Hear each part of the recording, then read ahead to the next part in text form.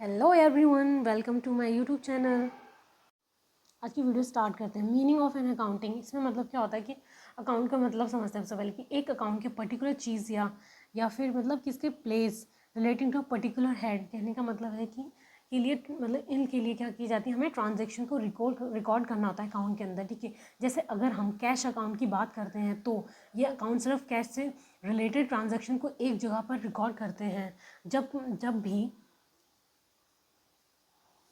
जब भी cash transaction होता है उसकी एंट्री पहले जर्नल या कैश बुक में होती है और फिर उसको कैश अकाउंट में ट्रांसफ़र किया जाता है।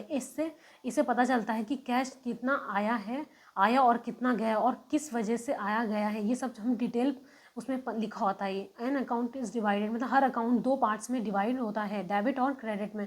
डेबिट साइड में क्या होता है, जब कैश अकाउंट में कैश आता है, जैसे कैश सेल हो गया तो ये डेबिट साइड में लिखा जाता है क्योंकि हमारे पास कैश आ रहा है।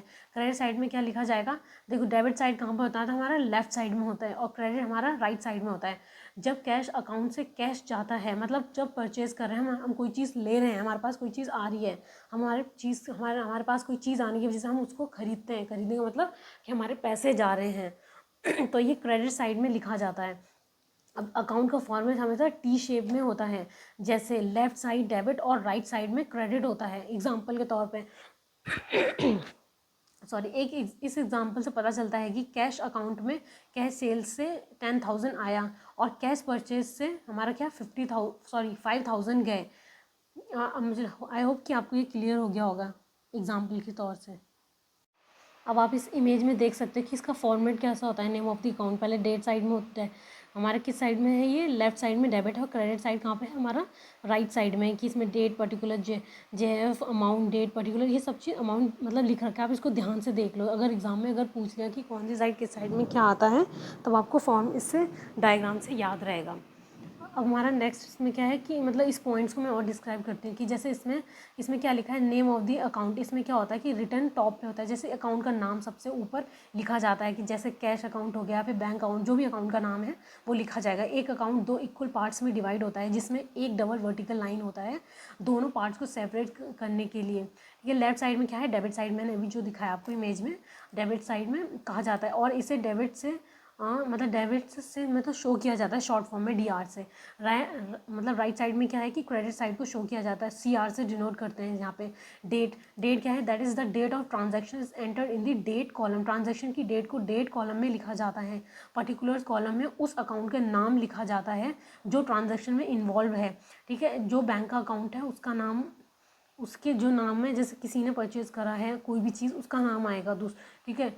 और जो जहाँ पे JF लिखा है कॉलम में, उसके अंदर क्या कॉलम का यूज़ रेफरेंस के रूप में होता है, जहाँ ओरिजिनल एंट्री जनरल बुक में रिकॉर्ड की है वहाँ का नंबर यहाँ पे शो होता है। इसमें लास्ट कॉलम में ट्रांजैक्शन की अमाउंट लिखी जाती है। अब हम नेक्स्ट टॉपिक के ऊपर चलते हैं।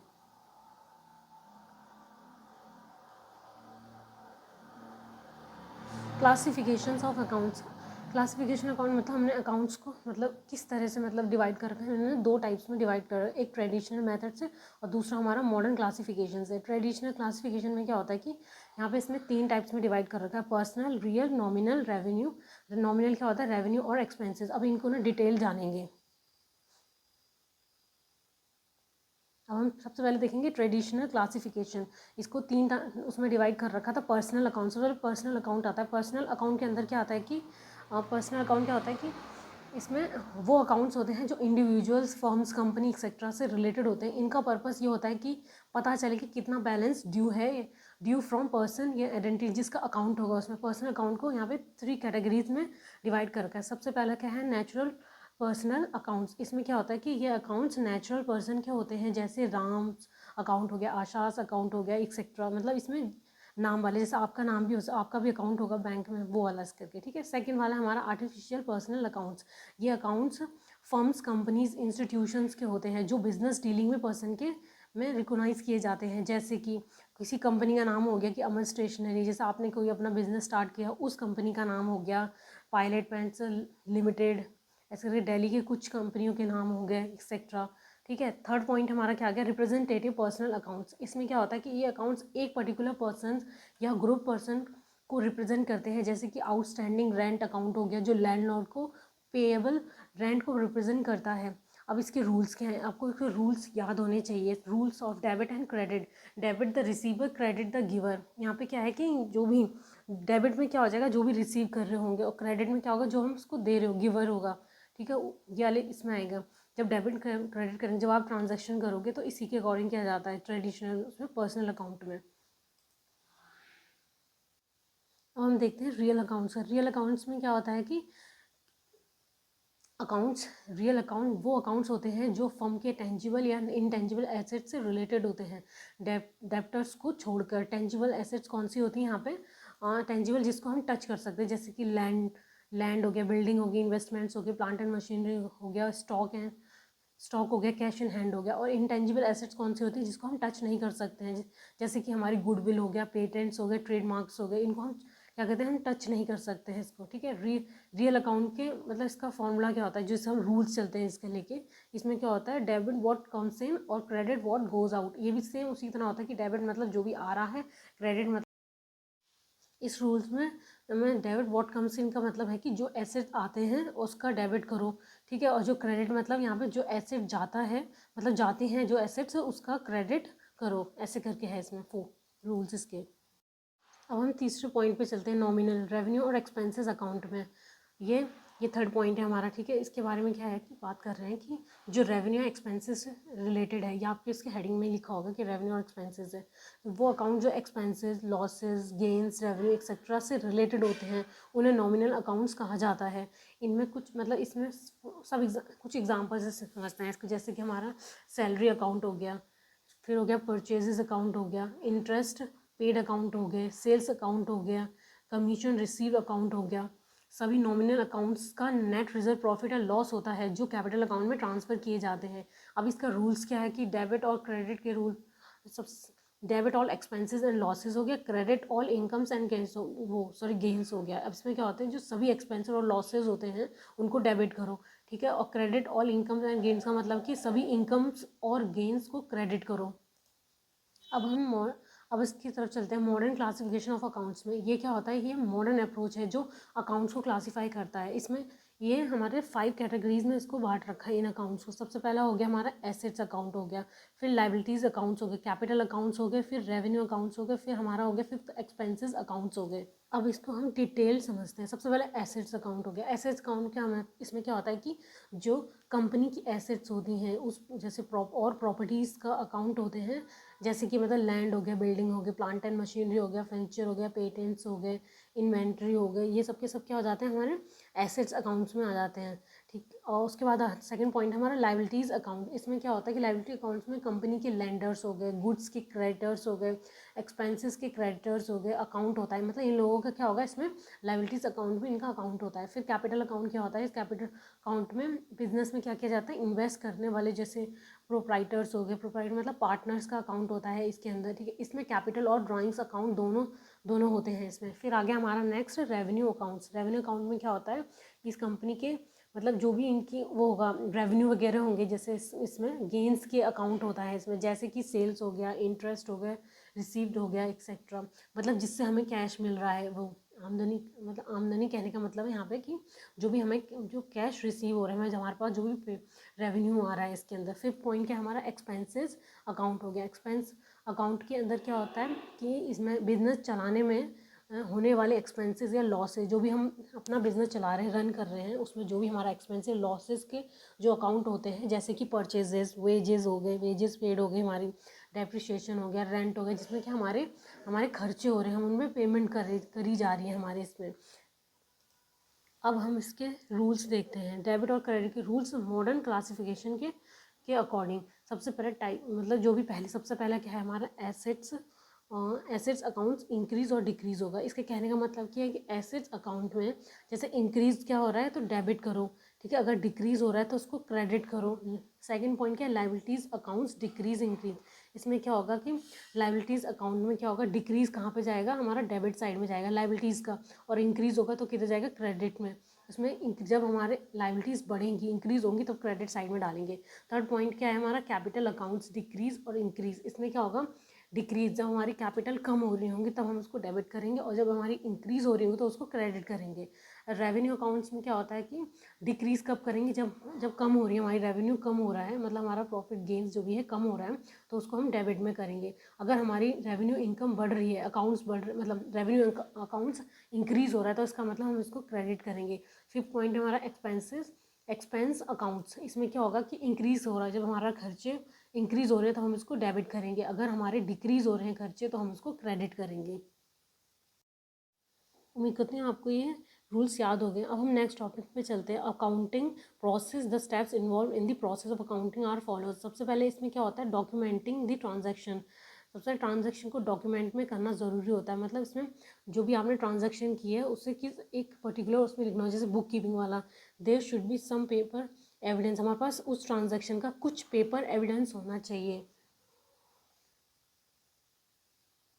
जैसे कि कोई डॉक्यूमेंट से ट्रांजैक्शन के बारे में जानकारी दे, मतलब हमें डिटेल उसके बारे में पता होना चाहिए कि एविडेंस के आगे हमारा एविडेंस के ऊपर काम करेगा।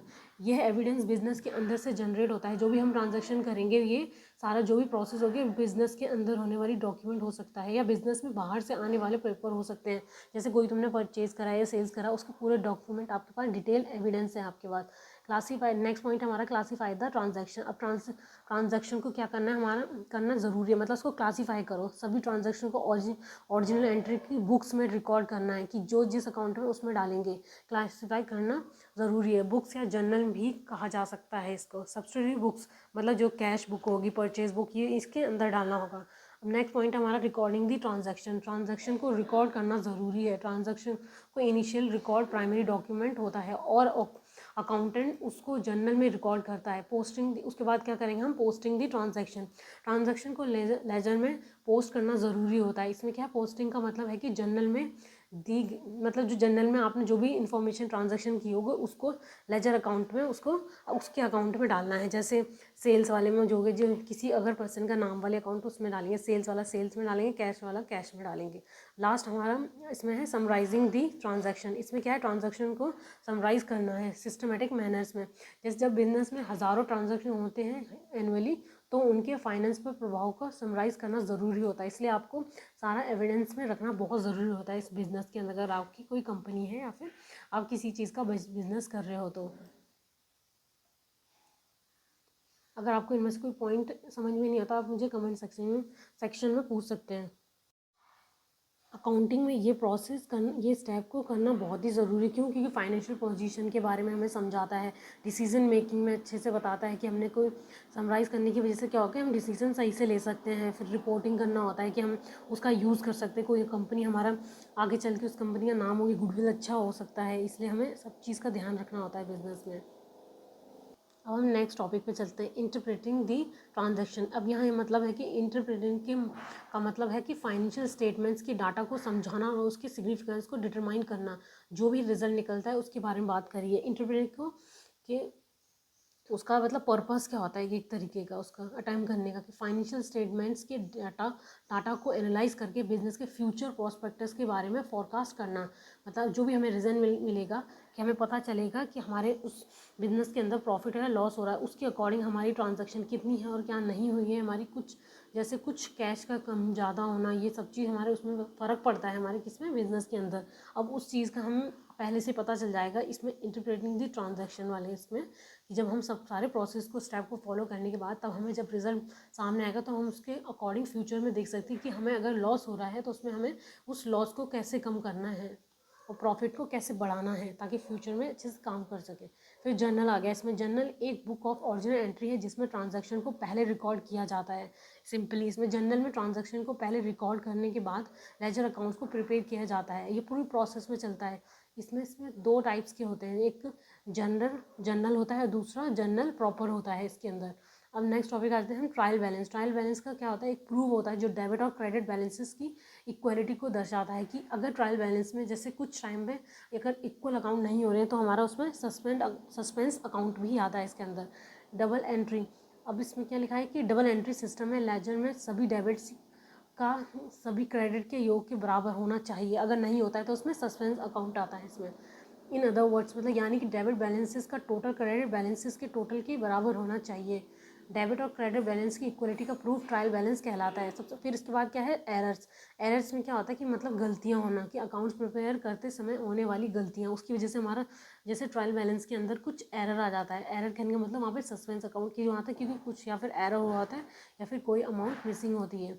अब इसके बाद नेक्स्ट एरर्स में, इसमें क्या, अकाउंट्स प्रिपेयर करते समय होने वाली गलतियाँ एरर कहलाती है। एरर दो प्रकार के होते हैं इसमें। एरर को टू टाइप्स में, एक डिस्क्लोज्ड एरर होता है और एक और है इसके अंदर, एक अनडिस्क्लोज्ड एरर्स होता है। डिस्क्लोज्ड एरर्स का मतलब क्या होता है कि ट्रायल बैलेंस के द्वारा प्रकट होने वाली गलतियाँ, मतलब इसमें जो भी मतलब शो होती हैं यहाँ पे जो भी गलतियाँ या एरर्स वो होते हैं जो ट्रायल बैलेंस में शो हो रहा है। ट्रायल बैलेंस के जैसे ट्रायल बैलेंस के द्वारा मतलब इसमें शो होने वाली गलतियाँ डिस्क्लोज एरर कहलाती है ट्रायल बैलेंस के अंदर। अब इसके एग्जांपल समझते हैं कि error in costing, error in balancing in account, error in the posting from journal to ledger in any account. मतलब कि उदाहरण के लिए, मतलब एग्जांपल के तौर पे कि कॉस्टिंग में गलतियाँ, अकाउंट बैलेंसिंग में गलतियाँ या जर्नल से लेजर में पोस्टिंग करने में गलतियाँ, वही शो कहाँ उसमें करते हैं, डिस्क्लोज एरर करता है कि इसमें ट्रायल बैलेंस के अंदर। अब हम इसके डिस्क्लोज्ड एरर समझ में आ गया होगा आपको। अब अनडिस्क्लोज्ड एरर पे चलते हैं। इसमें क्या होता है कि इसमें हम सारे एरर्स के बारे में बात करें। पहले अनडिस्क्लोज एरर मतलब क्या होता है कि यहाँ पे जो वो गलतियाँ होती हैं जो ट्रायल बैलेंस में हमें नहीं पता चलती हैं। सबसे पहले क्या हो गया इसमें, एरर्स ऑफ ओमिशन। ओमिशन का मतलब क्या है, यहाँ पे ट्रांजैक्शन को बुक्स ऑफ अकाउंट में रिकॉर्ड नहीं किया है, नहीं करना। मतलब यहाँ तो वो लोग भूल ही गए कि चीज़ को, ट्रांजैक्शन को करना। अगर ट्रांजैक्शन और बुक्स ऑफ अकाउंट में रिकॉर्ड नहीं किया है तो ये एरर ऑफ ओमिशन कहलाते हैं। किसी भी कारण वो भूल गए होंगे या फिर नहीं एविडेंस होगा कुछ उसका, उसमें ट्रांजैक्शन ही नहीं हुई है। एरर्स ऑफ कमीशन में क्या होता है, एरर ऑफ कमीशन का मतलब है कि ट्रांजैक्शन को गलत तरीके से रिकॉर्ड करना। क्या पता उसकी अमाउंट गलत लिख दी हो या फिर कुछ और क्या हो, उसमें सेल की जगह परचेज लिख दिया, ऐसे कुछ गलतियाँ हो सकती हैं। अगर ट्रांजैक्शन को जर्नल में गलत तरीके से रिकॉर्ड किया गया है तो लेजर में भी गलत तरीके से पोस्ट किया गया है, तो ये एरर ऑफ कमीशन में कहलाते हैं। इसका मतलब उसमें बोला जाता है। एरर्स ऑफ प्रिंसिपल क्या होता है, एरर्स ऑफ प्रिंसिपल का मतलब है कि अकाउंटेंसी के फंडामेंटल प्रिंसिपल को फॉलो नहीं किया है लोगों ने। जैसे कि ये गलतियाँ तब होती हैं जब अकाउंटेंसी के फंडामेंटल प्रिंसिपल को ट्रांजैक्शन रिकॉर्ड करते समय फॉलो नहीं किया जाता है, कि उसके रूल्स और रेगुलेशन को फॉलो ही नहीं किया है। इसकी वजह से इसमें गलती होती है। किसके अंदर, एरर्स ऑफ प्रिंसिपल के अंदर। कंपनसेटिंग एरर्स क्या होता है, कंपनसेटिंग एरर्स का मतलब है कि दो या दो से अधिक गलतियाँ जो एक दूसरे के मतलब उसके कारण की कैंसिल कर देती है, कि मतलब उसकी वजह से कोई कारण हो सकता है, उसकी वजह से वो क्या हो गया, गलत कर दी। दो बार कंपनसेटिंग कर रहे हैं, जैसे एक है उसके ऊपर दोबारा गलती कर दी है, ऐसे करके। ये गलतियाँ तब होती हैं जब दो से अधिक गलतियाँ एक दूसरे के ऊपर से कैंसिल कर दी जाती है। जैसे अब नेक्स्ट पॉइंट हमारा rectifications of error. Rectification of error का मतलब है कि गलतियों को सुधारना, ठीक है। इसमें उसको चक्कर में वो दूसरी गलती कर दे। गलतियों को सुधारने के लिए हमेशा करेक्टिंग या फिर रेक्टिफाइंग एंट्री पास करनी चाहिए। गलत अमाउंट को मिटाकर सही अमाउंट इंसर्ट नहीं करना चाहिए। इससे क्या होगा कि जो पुरानी है वो पूरा गलत हो जाएगा, उसको गलत होगा तो उसके ऊपर और गलत हो जाएगा। कहने का मतलब कि आपने उसको मिटा के करा तो ट्रांजैक्शन, उससे क्या होगा, वो अमाउंट हमारी कम ज़्यादा हो जाएगी। अगर आप उसको अलग तरीके से शो करोगे कि ये मिस्टेक है तो वो ऐसे ठीक हो सकती है। इसमें जैसे कंपलसरी एरर में गलतियाँ, जैसे कि कहने का मतलब कि जिसमें कंपनसेटिंग एरर का मतलब यहाँ पे है कि इन गलतियों को सुधारने के लिए हमेशा करेक्टिंग या रेक्टिफाई एंट्री पास करनी है चाहिए। गलत अमाउंट को मिटाकर सही अमाउंट इंसर्ट नहीं करनी चाहिए। इसमें कहने का मतलब है कि मान लीजिए कि एग्जांपल से समझते हैं इसके कि इसका मतलब क्या है कि यहाँ पे, ठीक है। जैसे कि एक कंपनी ने अपना अकाउंट्स में एक ट्रांजैक्शन रिकॉर्ड किया है लेकिन उसमें गलती हो गई है, ये गलती एरर ऑफ कमीशन कहलाएगी। इस गलती को सुधारने के लिए हमेशा करेक्टिंग या रेक्टिफाई एंट्री पास करनी चाहिए। आपको ये टॉपिक समझ में आ गए होंगे। अब हम नेक्स्ट टॉपिक पे चलते हैं। हमारा नेक्स्ट टॉपिक है जर्नल। इसमें क्या होता है कि the basic book of accounting is called journal. Journal कहने का मतलब क्या है, यहाँ पे जर्नल क्या होता है कि जर्नल का अकाउंटिंग की बेसिक बुक कहा जाता है। मतलब जर्नल को क्या कहा जाता है कि अकाउंटिंग की बेसिक बुक कहा जाता है। कि जर्नल को बुक ऑफ प्राइम एंट्री भी कहा जाता है, जिसका मतलब है डे बुक। मतलब कहने का मतलब कि मतलब डेली जिसमें हर चीज़ का ट्रांजेक्शन का रिकॉर्ड होता है। ट्रेडर अपनी डेली ट्रांजेक्शन को जर्नल में रिकॉर्ड करता है, ठीक है। जर्नल में ट्रांजैक्शन को रिकॉर्ड करने के प्रोसेस जर्नलाइजिंग कहलाते हैं, मतलब कहते हैं। अब जैसे इसमें कुछ डेफिनेशंस भी दे रखी हैं इसमें। सबसे पहले रॉ लैंड की हमने डेफिनेशन की। अब क्रॉपर की हम इसमें वो देखेंगे उनकी डेफिनेशन, उन लोगों ने क्या कहा है। कि a journal is book employed to classify or sort out our transactions in our form convenient for their subsequent entry in the ledger। मतलब यहाँ पे यह है कि जर्नल एक बुक है जिसमें ट्रांजैक्शन को क्लासीफाई या शॉर्ट आउट किया जाता है कि ताकि उन्हें लेजर में एंट्री करने में आसानी हो। अब नेक्स्ट हमारी डेफिनेशन क्या बोल रही है कि जनरल बिजनेस के फाइनेंशियल ट्रांजैक्शन को क्रोनोलॉजिकल रिकॉर्ड है, इसका क्रोनोलॉजिकल रिकॉर्ड होता है financial transaction of a business में।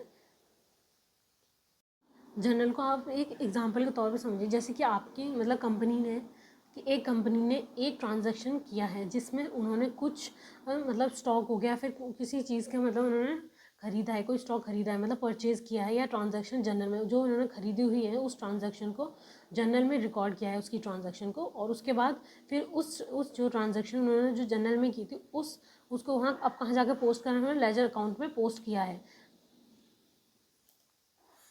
अब हम इसकी मीनिंग समझते हैं कि अब जर्नल एक प्राइमरी बुक ऑफ अकाउंट है जिसमें फाइनेंशियल ट्रांजैक्शन को पहले क्रोनोलॉजी ऑर्डर में रिकॉर्ड किया जाता है। क्यों रिकॉर्ड किया जाता है कि ताकि हम इसको प्रॉपर उसमें आगे किसी और अकाउंट में पोस्ट कर सकें सही से। जर्नल में ट्रांजैक्शन को अकाउंटिंग वाउचर से रिकॉर्ड किया जाता है, जो हमारे पास एविडेंस होते हैं उसके अकॉर्डिंग बोला जा रहा है किया जाता है। जो सोर्स डॉक्यूमेंट जैसे कैश मेमो हो गया, इनवॉइस हो गया, परचेज बिल्स हो गए एक्सेट्रा, इनके आधार पर हम अपने ट्रांजैक्शन को पूरा कंप्लीट करते हैं। Terms of expressions associated with journal. अब इसमें क्या कहना चाह रहे हैं इसमें अंदर कि जो जर्नल को बुक ऑफ देखो जर्नल के साथ जुड़े हुए कुछ इंपॉर्टेंट टर्म्स हैं ये, जैसे इसमें पॉइंट्स में दे रखा। पहले है बुक ऑफ ओरिजिनल एंट्री। इसमें क्या होता है, जर्नल को बुक ऑफ ओरिजिनल एंट्री भी कहा जाता है। क्यों कहा जाता है, क्योंकि ट्रांजैक्शन को पहले इस बुक में रिकॉर्ड किया जाता है, किसमें, जर्नल की बात हो रही है, फिर उसके बाद उसको लेजर अकाउंट में ट्रांसफ़र किया जाता है, जर्नल एंट्री। नेक्स्ट पॉइंट क्या है हमारा, जर्नल एंट्री। इसमें क्या होता है, जर्नल में रिकॉर्ड किया गया एंट्री जर्नल एंट्री कहलाता है। अब जो भी एंट्री हमने जर्नल में रिकॉर्ड कर दी उसको हम जर्नल एंट्री बोल देते हैं। थर्ड पॉइंट हमारा जर्नलाइजिंग। जर्नलाइजिंग में क्या होता है, ये एक प्रोसेस होती है, इसके अंदर जर्नलाइजिंग कहते हैं जिसको, जर्नल में ट्रांजैक्शन को रिकॉर्ड करने की प्रोसेस को जर्नलाइजिंग कहते हैं। मतलब हम जर्नल में जो भी ट्रांजैक्शन मतलब रिकॉर्ड कर रहे हैं उसको हम जर्नलाइजिंग कहते हैं। फोर्थ पॉइंट क्या है हमारा, पोस्टिंग। पोस्टिंग में क्या बोलते हैं, जर्नल एंट्री को लेजर अकाउंट में ट्रांसफ़र करने के प्रोसेस पोस्टिंग कहलाता है। अब हमने जर्नल में जो करी थी ट्रांजैक्शन, उस ट्रांजैक्शन को हमने जो भी उसमें अकाउंट था उसको अलग करके लेजर अकाउंट में डाल दिया। लेजर अकाउंट में डालने के बाद जो भी जो जर्नल से लेजर अकाउंट में डाला है उस प्रोसेस को क्या बोलते हैं, पोस्टिंग कहते हैं इसको। अब हम नेचर ऑफ अ जर्नल की बात करेंगे इसमें। सबसे पहले कि जर्नल की नेचर के बारे में बात करते हैं। पहले जर्नल एक बुक है जिसमें ट्रांजैक्शन को पहले क्रोनोलॉजिकल ऑर्डर में रिकॉर्ड किया जाता है। मतलब कि ट्रांजैक्शन को उसी ऑर्डर में रिकॉर्ड किया जाता है जिस ऑर्डर में वे होते हैं, मतलब जैसे उसकी एविडेंस मिले हुए हैं। अब इसको book that it is the book of prime entry. अब इसको प्राइम एंट्री क्यों बोला जाता है, क्योंकि इस वजह से कि जर्नल को बुक ऑफ प्राइमरी एंट्री भी कहा जाता है। कहने का मतलब क्यों बोला जाता है, इसके फंक्शंस ऑफ जर्नल समझेंगे। जर्नल के फंक्शंस से क्या प्रभाव पड़ता है हम इसमें देखेंगे। इसके अंदर सबसे पहला हमारा पॉइंट क्या है, to record the transaction in order they occur. सब जर्नल के पहले फंक्शन है, मतलब पहला फंक्शन क्या है इसमें, ट्रांजैक्शंस को उसी ऑर्डर में रिकॉर्ड किया जाता है जिस ऑर्डर में वे होते हैं। सेकंड क्या है, to analyse transaction into debit and credit and record them. अब इसमें क्या है, जर्नल का दूसरा फंक्शन है कि ट्रांजैक्शंस को डेबिट और क्रेडिट में एनालाइज करके रिकॉर्ड करना है। जो डेबिट में वो डेबिट में डालें और जो क्रेडिट में उसको क्रेडिट में डालें। थर्ड पॉइंट क्या है, to record both debit and credit aspects of transaction correctly. मतलब क्या है यहाँ पे जर्नल का तीसरा फंक्शन है ट्रांजैक्शंस की डेबिट और क्रेडिट दोनों एस्पेक्ट्स को सही तरीके से रिकॉर्ड करना होता है। फोर्थ पॉइंट क्या है यहाँ पे, to facilitate posting of transactions into ledger accounts. इससे कहने का मतलब कि जर्नल का फोर्थ पॉइंट क्या फंक्शन क्या कह रहा है कि ट्रांजैक्शंस को लेजर अकाउंट्स में पोस्ट करने में मदद करता है, जो भी हेल्प करेगा इसमें। अब हम इसमें features of characteristic of a journal देखते हैं। इसमें फीचर्स या फिर और कैरेक्टरिस्टिक्स ऑफ जर्नल देखते हैं। इसके अंदर जर्नल की फीचर्स है कैरेक्टरिस्टिक क्या है, सबसे पहला केस में पॉइंट टू पॉइंट समझेंगे। पहला है a journal contains day to day transaction in a chronological order. अब इसका मतलब क्या है कि जर्नल में डे टू डे ट्रांजैक्शन को क्रोनोलॉजिकल ऑर्डर में रिकॉर्ड किया जाता है। मतलब कि ट्रांजैक्शन को उसी ऑर्डर में रिकॉर्ड किया जाता है जिस ऑर्डर में वे होते हैं। सेकंड पॉइंट क्या होता है, it is a book of original entry in which transactions are first written and thereafter posted into the ledger account. ये जर्नल एक बुक ऑफ मतलब क्या है इसका, जर्नल एक बुक ऑफ ओरिजिनल एंट्री है जिसमें ट्रांजैक्शंस को पहले रिकॉर्ड किया जाता है और फिर लेजर अकाउंट में पोस्ट किया जाता है। थर्ड पॉइंट क्या हमारा, It records both debit and credit aspects of a transaction by using the double entry system of book keeping. अब इसका मतलब क्या है, जनरल में ट्रांजेक्शन्स के डेबिट और क्रेडिट दोनों एस्पेक्ट्स को डबल एंट्री सिस्टम के थ्रू रिकॉर्ड किया जाता है। हमारा जो अकाउंटिंग सिस्टम है वो हमारा डबल एंट्री सिस्टम पे चलता है। पहले हमारा ट्रेडिशनल मतलब सिंगल एंट्री सिस्टम के अकॉर्डिंग चलता था। अब फोर्थ पॉइंट क्या हमारा, journal is a record which shows complete details of a transaction in one entry. इसमें क्या मतलब क्या है, ये इस पॉइंट में क्या कहना चाह रहा है कि जर्नल एक रिकॉर्ड है जिसमें एक ट्रांजैक्शन की कंप्लीट डिटेल्स एक ही एंट्री में दिखाई जाती है। फिफ्थ पॉइंट क्या है हमारा, journalising means recording a transaction in the journal and the transaction recorded is known as a journal entry. अब इसमें मतलब क्या है कि जर्नलाइजिंग का मतलब है जर्नल में ट्रांजैक्शन को रिकॉर्ड करना, और रिकॉर्ड किया गया ट्रांजैक्शन जर्नल एंट्री में कहलाता है। आई होप कि आपको ये आपको पांचों कैरेक्टरिस्टिक समझ में आ गए। अगर कोई पॉइंट समझ में नहीं आया तो आप मुझे कमेंट सेक्शन में पूछ सकते हैं। अब हम इसके स्टेप्स को अच्छे से समझते हैं। स्टेप्स इन जर्नलाइजिंग, इसमें क्या होता है कि जर्नलाइजिंग में स्टेप्स किया है कि ये एक प्रोसेस है जिसमें ट्रांजैक्शन को जर्नल में रिकॉर्ड किया जाता है। सबसे पहले हमारा स्टेप 1 क्या, identify the accounts involve in the transaction. अब इसमें क्या होता है, सबसे पहले हम ट्रांजैक्शन में कौन कौन से अकाउंट्स इन्वॉल्व हैं उन्हें आइडेंटिफाई करते हैं इसके अंदर। जैसे कि अगर आपने कुछ स्टॉक खरीदा या फिर कुछ भी परचेज़ किया तो आपको पता होना चाहिए कि ये ट्रांजैक्शन में कौन से अकाउंट्स में अफेक्ट हो रहा है, ये किस अकाउंट में होगा। आपके इसमें जैसे परचेज़ कर रहे हो कुछ चीज़, तो हमारे पास क्या आ रहा है, हम जो भी चीज़ को परचेज़ कर रहे हैं वो हमारा डेबिट हो जाएगा, परचेज़ अकाउंट डेबिट टू, और हमारे पास से क्या जा रहा है, हमारा कैश जा रहा है टू कैश हो जाएगा। अब ये 2 अकाउंट हो गया। अब आपको पता है ये दोनों अब कहाँ पोस्ट करेंगे इसमें। अब सेकंड स्टेप क्या है, determine the nature of accounts, example real, nominal और पर्सनल। आपको अब देखना है कि कौन से अकाउंट में आएगा, रियल में आएगा कि नॉमिनल में आएगा कि पर्सनल में आएगा। अब डिटरमाइन करना है कि अकाउंट इन तीनों में से कौन से उसमें आएगा। अगर आपने कैश में माल खरीदा है, मतलब कोई भी स्टॉक को परचेज़ करा है, कुछ भी आइटम वगैरह या गुड्स कुछ भी, तो ये ट्रांजैक्शन रियल अकाउंट में आएगा। और नॉमिनल अकाउंट में क्या आएगा, परचेज़ को अफेक्ट किया है तो ये नॉमिनल अकाउंट में चल जाएगा परचेज़ हमारा। थर्ड पॉइंट क्या है हमारा, अब इसको क्या करना है, अप्लाई करना है डेबिट और क्रेडिट रूल्स को। अब इसमें कैसे करना है, जैसे कि अगर आपने कैश में स्टॉक खरीदा है तो आपको पता होना चाहिए कि अकाउंट को डेबिट करना है या किस अकाउंट को क्रेडिट करना है। आपको इन दोनों में से मैंने बताया था, परचेज हमारा डेबिट जाएगा, क्रेडिट में क्या चल जाएगा, कैश अकाउंट चल जाएगा। अब हमें फोर्थ स्टेप में क्या करना है, draw ruling of a journal and record the transaction. अब इसमें क्या करते हैं, लास्ट पॉइंट में क्या करना है, जर्नल को रूलिंग ड्रॉ करो और एक तरीके से फॉर्मेट बनाओ, ट्रांजैक्शन को रिकॉर्ड करो। इसमें ट्रांजैक्शन की डेट पर्टिकुलर, जो आपने सबसे पहले उसमें देखा था, मैंने आपको एक फॉर्मेट इमेज दिखाई थी, उसके अंदर उसके अकॉर्डिंग उसको उसमें पुट कर देना। डेबिट और क्रेडिट अमाउंट और नरेशन शामिल होते हैं। आई होप कि आपको ये स्टेप समझ में आगे होंगे। अब हम ट्रायल बैलेंस और सस्पेंस अकाउंट को समझेंगे। सबसे पहले ट्रायल बैलेंस क्या होता है।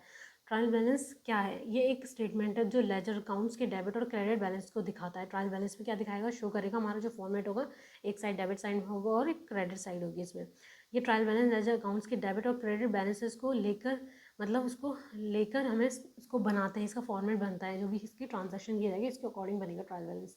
ट्रायल बैलेंस में डेबिट और क्रेडिट कॉलम्स का टोटल बराबर होना चाहिए। अगर टोटल बराबर नहीं है, बराबर इक्वल नहीं है, तो इसका मतलब है क्या कि कहीं गलती हुई है। जो हमने एरर्स की बात करी थी उस चीज़ को बताया। ये ट्रायल बैलेंस का एक एग्जांपल, जैसे जिसमें इमेजिनरी अकाउंट्स दिए गए हैं।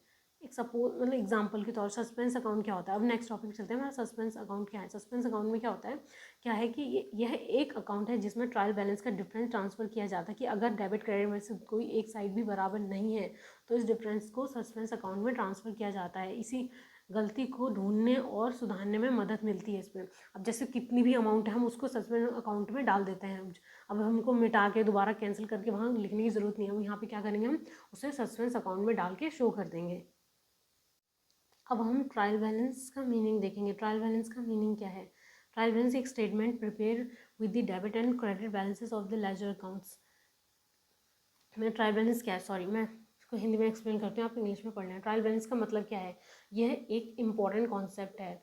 ट्रायल बैलेंस एक स्टेटमेंट है जो लेजर अकाउंट्स के डेबिट और क्रेडिट बैलेंसेस से बनाया जाता है। इसका पर्पस है बुक्स की अर्थमेटिकल एक्यूरेसी को टेस्ट करना। जैसे ट्रायल बैलेंस लेजर से डेबिट और क्रेडिट बैलेंस की लिस्ट है, इसमें कैश और बैंक के बैलेंसेस भी शामिल होते हैं जो कैश बुक से लिए जाते हैं। अब ट्रायल बैलेंस एक स्टेटमेंट है तो मेरा कहने का मतलब कि ट्रायल बैलेंस एक स्टेटमेंट है जो या तो बैलेंसेस को दिखाता है या बैलेंस मतलब मेथड में शो करेगा, या फिर लेजर में सभी अकाउंट्स के डेबिट और क्रेडिट आइटम्स के टोटल अमाउंट को दिखाता है टोटल मेथड में, जो टोटल मेथड होगा उसमें, और कैश और बैंक बैलेंसेस को भी शामिल करता है। मतलब इसमें कौन सा फॉलो करता है, टोटल मेथड में, कहने का मतलब कि followed and the cash and bank balances. अब इसको और डिटेल में पढ़ते हैं कि जैसे ट्रायल बैलेंस तब तैयार किया जाता है जब जनरल एंट्रीज़ को लेजर में पोस्ट किया जाता है और अकाउंट्स को बैलेंस किया जाता है। फिर उसके बाद क्या, अकाउंट का बैलेंस डेबिट साइड और क्रेडिट साइड टोटल के बीच का फ़र्क होता है। अगर डेबिट साइड का टोटल ज़्यादा है तो इसे डेबिट बैलेंस कहा जाता है, और अगर क्रेडिट साइड टोटल ज़्यादा है तो इसे हम क्रेडिट बैलेंस कहेंगे इसको। लेजर अकाउंट्स में जो डेबिट बैलेंस दिखाता है उन्हें एक कॉलम में पोस्ट किया जाता है और क्रेडिट बैलेंस को अलग दूसरे कॉलम में पोस्ट किया जाता है। इसमें डेबिट बैलेंसेस का टोटल और क्रेडिट बैलेंस का टोटल बराबर होना चाहिए, मतलब दोनों कॉलम्स का टोटल एग्री होना चाहिए, क्योंकि डबल एंट्री सिस्टम के अकॉर्डिंग हर डेबिट के लिए इक्वल अमाउंट का क्रेडिट होता है और वाइस वर्सा। अगर टोटल एग्री करते हैं तो इसका मतलब है कि हर ट्रांजैक्शंस को दोनों एस्पेक्ट्स लेजर में सही से रिकॉर्ड हुआ है, मतलब यहाँ पे कोई भी एरर नहीं है। ट्रायल बैलेंस का पर्पस है कि बुक कीपिंग एंट्रीज की अर्थमेटिकली एक्यूरेसी को चेक करना, कि हमने जो भी डाटा ट्रांजैक्शन किया है वो एक्यूरेटली सही है। आई होप कि आपको अब ये ट्रायल बैलेंस की मीनिंग और अच्छे से समझ में आ गया होगा। अब हम कैरेक्टरिस्टिक्स और फीचर्स ऑफ ट्रायल बैलेंस को एक एक पॉइंट से सही से समझते हैं कि ट्रायल बैलेंस की कैरेक्टरिस्टिक या फीचर्स क्या हैं। ये एक इंपॉर्टेंट टॉपिक है अकाउंटिंग में। ट्रायल सबसे पहले, it is the list of balance of all ledger accounts and cash book. Trial balance एक लेजर अकाउंट्स और कैश बुक की सभी बैलेंसेस की लिस्ट होती है। इसमें सभी अकाउंट्स के डेबिट और क्रेडिट बैलेंसेस मतलब इसमें शो करते हैं। सेकंड पॉइंट का हमारा, it is not a part of double entry system of book keeping, it is only a working paper. Trial balance double entry system का हिस्सा नहीं है, ये सिर्फ एक वर्किंग पेपर है जो हेल्प करता है अकाउंटिंग की एक्यूरेसी चेक करने में। थर्ड पॉइंट क्या है, it can be prepared on any date. Trial balance किसी भी डेट पर तैयार किया जा सकता है, प्रिपेयर किया जा सकता है, अब जब चाहें अपने अकाउंट्स की एक्यूरेसी चेक कर सकते हैं। फोर्थ पॉइंट क्या है, it verifies the arithmetical accuracy of posting of entries from the journal to the ledger account. Trial balance check करता है कि जर्नल से लेजर में एंट्रीज पोस्ट करते वक्त अर्थमेटिकल एक्यूरेसी मेंटेन हुई है या नहीं।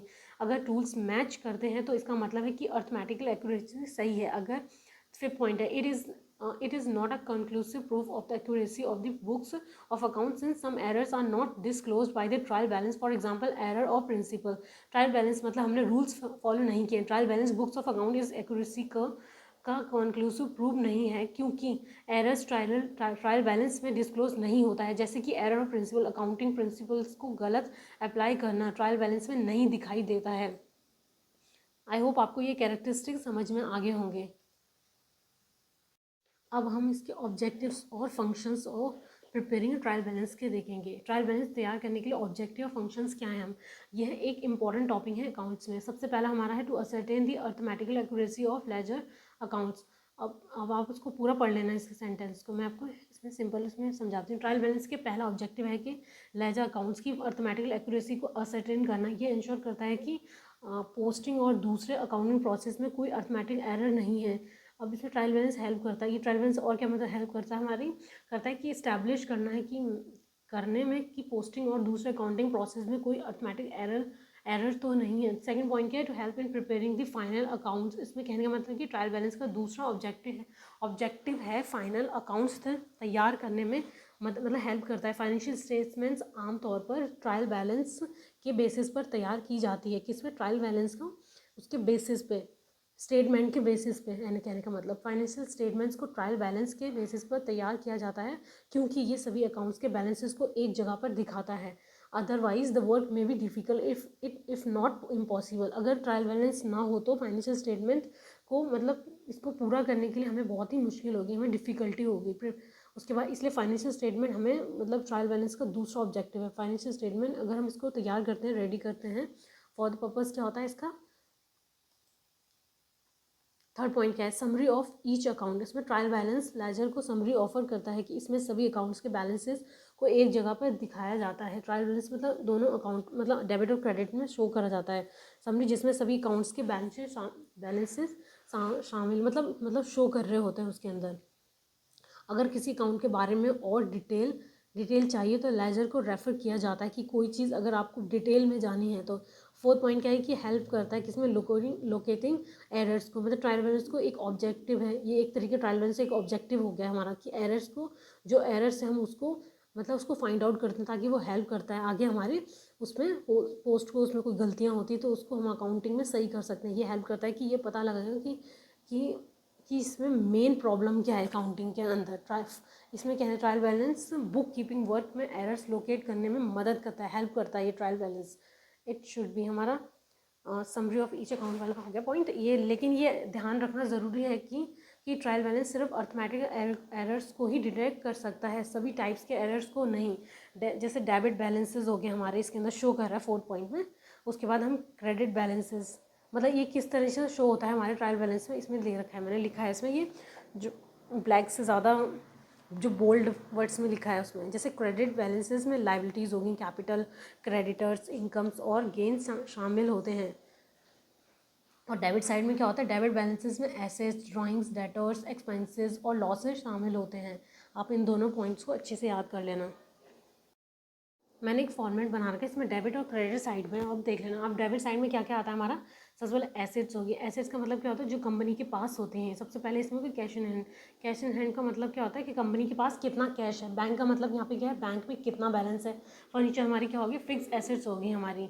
और चेक्स इन हैंड मतलब चेक्स इन यहाँ पे कैश इन हैंड एक ही मतलब अलग अलग उसमें फॉर्म में शो करते हैं। जैसे चेक्स अभी हैंड में है, मतलब कहने का मतलब ये है। ओपनिंग स्टॉक मतलब जो ओपनिंग वाला स्टार्टिंग वाला, क्लोजिंग मतलब जो एंड ऑफ द पीरियड होगा इसमें स्टॉक का, ठीक है। उसके बाद इन्वेस्टमेंट, आपको पता है कि जो कंपनी में मतलब कहाँ कहाँ कितनी इन्वेस्टमेंट करी उसका अकाउंट बनेगा। फिर लैंड एंड बिल्डिंग्स हो गए, मतलब ये भी हमारी फिक्स एसेट्स होगी। प्लांट एंड मशीनरी भी होगी। अब हमारे सेकंड पॉइंट क्या है इसमें, एक्सपेंसेस। एक्सपेंसेस मतलब क्या आ गया इसमें कि कंपनी खर्चे कर दी है, मतलब खर्चे कर रही है, हमारे एक्सपेंडिचर हो रहे हैं इसमें। परचेजेस, सबसे पहले इसमें क्या है, परचेजेस अकाउंट में गुड्स खरीदने में जो भी हमारा खर्चा आ रहा है वो कैरिज इनवर्ट्स हो गए। गुड्स को लाने का खर्चा हो गया, इधर से उधर हम लेके जा रहे हैं, एक्सपोर्ट कर रहे हैं उसको। एक्सपोर्ट बोल मेरे मतलब ट्रांसपोर्ट्स के थ्रू हमें। इलेक्ट्रिसिटी चार्जेस का मतलब जैसे हमारे जो भी हमारे उसके अंदर हमारे जो भी जितने बिल आ रहे हैं वो सैलरीज होगी जो एम्प्लॉयज़ को दी जाती है। एम्प्लॉयर्स जो होते हैं, एम्प्लॉयज़ होते हैं जो कंपनी के अंदर, उनको दिया जाती है सैलरी। वेजेस मतलब जो मतलब डे बाय डे काम करते हैं, जो डेली वेजेस होते हैं उस टाइप में। पावर एंड फ्यूल हो गया, बिजली और वही पावर फ्यूल के खर्चे हो गए। इसमें इंश्योरेंस प्रीमियम हो गया, जो एडवांस में ली जाती है इंश्योरेंस का प्रीमियम जो उसमें। अब क्रेडिट साइड देखते हैं। क्रेडिट साइड में क्या आएगा कि सबसे पहले हमारा लाइबिलिटीज़ हो गया। लाइबिलिटीज़ में क्या, कंपनी को देना है जो हमारा, मतलब क्या है इसमें लाइबिलिटीज़ का, कंपनी को देना है। कैपिटल हो गया ऑनर का इन्वेस्ट किया हुआ पैसा। बैंक ओवरड्राफ्ट मतलब बैंक से ओवरड्राफ्ट लिया है, जो हमने ज़्यादा मतलब एक्स्ट्रा पैसे निकाले। एक्स्ट्रा कहने का मतलब जितनी हमारी अमाउंट थी उससे ज़्यादा निकाली है हमने। बिल्स पेबल्स क्या हो, देने वाले बिल्स हो गए। एक्सपेंसेस पेबल क्या होता है, जो बाकी खर्चे होते हैं। राज फर्नीचर हाउस क्रेडिटर्स हो गए, मतलब राज की जगह पे किसी का उसका नाम हो सकता है, ये क्रेडिटर होते हैं, यानी जिसको कंपनी को देना है। इनकम क्या हो गया, जैसे इनकम में क्या हो गया, हाँ कि कंपनी क्या है जो अर्न कर रही है। इसमें सेल्स हो गया, सबसे बिक्री से आया जो भी हमारे पास कैश वो हो गया। डिस्काउंट रिसीव का मतलब क्या है, हमें डिस्काउंट मिला। इंटरेस्ट रिसीव का मतलब क्या है, हमें इंटरेस्ट मिल गया हमें। रेंट रिसीव का मतलब क्या है, जो हमें रेंट किराया मिला है हमें, जब किसी को हमने रेंट भी दी हो चीज़ उस पर। बैड डेब्ट्स रिकवर्स मतलब होता है जो भी बैड डेब्ट्स रिकवर हो गए हमारे, जो भी हमारे लॉसेस वगैरह हो गया। प्रोविजंस क्या होता है कि कुछ एक्सपेक्टेड लॉस के लिए रखे जाते हैं प्रोविजंस। जैसे प्रोविज़न फॉर डाउटफुल डेब्ट्स, इसमें क्या होता है कि डाउटफुल डेब्ट्स के लिए प्रोविजंस होते हैं। प्रोविज़न फॉर डेप्रिसिएशन, जो डेप्रिसिएशन के प्रोविजंस होते हैं। अब फोर्थ पॉइंट क्या हमारा, रिटर्न्स। रिटर्न्स का मतलब है कि जब गुड्स रिटर्न होते हैं, सबसे पहले क्या है हमारा, परचेजेस रिटर्न, जिसको हम रिटर्न आउटवर्ड के नाम से भी जाना जाता है। सबसे ज़्यादा हमें पूछते हैं वो रिटर्न आउटवर्ड का नाम। परचेज रिटर्न यानी गुड्स वापस किए हैं, जो हमने परचेज करे थे वो वाले गुड्स को। सेल्स रिटर्न हो गया, रिटर्न इनवर्ट भी बोला जाता है इसको। सेल्स रिटर्न्स यानी कस्टमर ने गुड्स वापस किए हैं, कुछ भी डिफ़ॉल्ट हो सकता है उसमें। आई होप कि आपको समझ में आ गया ये पूरा ट्रायल बैलेंस का फॉर्मेट, ठीक है। अगर आपको कोई भी कुछ प्रॉब्लम हो आप मुझे कमेंट सेक्शन में पूछें। कोई भी टॉपिक समझ में नहीं आया उसके आप मुझे कमेंट सेक्शन में कमेंट कर सकते हो, और अपने फ्रेंड्स के साथ इसको शेयर भी कर सकते हो ताकि वो भी अपने इसमें रिवीजन कर सकें लास्ट टाइम। आज की वीडियो बस इतना ही। Don't forget to like share and subscribe. Thank you.